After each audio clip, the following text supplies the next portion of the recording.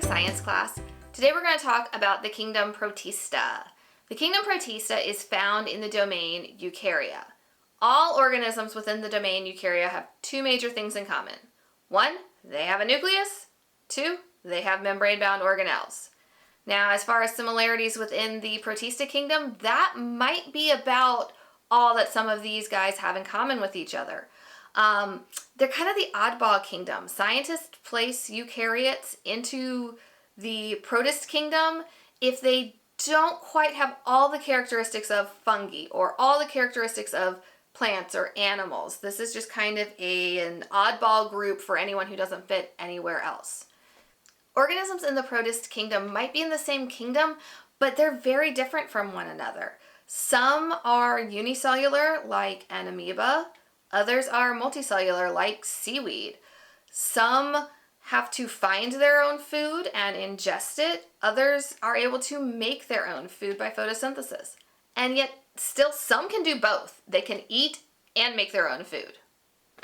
Scientists classify protists into three main groups: animal-like, plant-like, and fungi-like. Animal-like protists are single-celled eukaryotes, sometimes called protozoans. They are heterotrophs, so they must get their food and ingest it. Most of these guys are able to move, and we'll talk about the different movements a little bit later on in this video.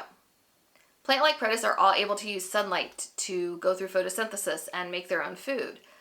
But some can be unicellular, some can be multicellular. Some protists that are plant-like, like the euglena, have the ability to use photosynthesis to make their own food, but they also have the ability to eat when light is unavailable. Most of the Earth's oxygen comes from the plant-like protists that are in our ocean. Fungi-like protists are heterotrophs, so they have to get their food from an outside source, but their food comes from digesting dead and decaying material. They do have cell walls, and they reproduce using spores. Most protists have the ability to move, and there are three main ways that the protists move. Some protists have a flagella, which is a whip-like tail that helps it move through water, like the euglena.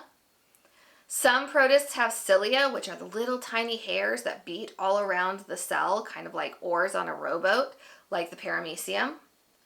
And some protists, like the amoeba, move using pseudopods, which is false feet. They're extensions of cytoplasm that help them stretch out and reach or ooze to help them get around. That's it for this petite protist lesson on Surviving Science class. I hope you learned something that'll help you keep going and keep growing. Bye!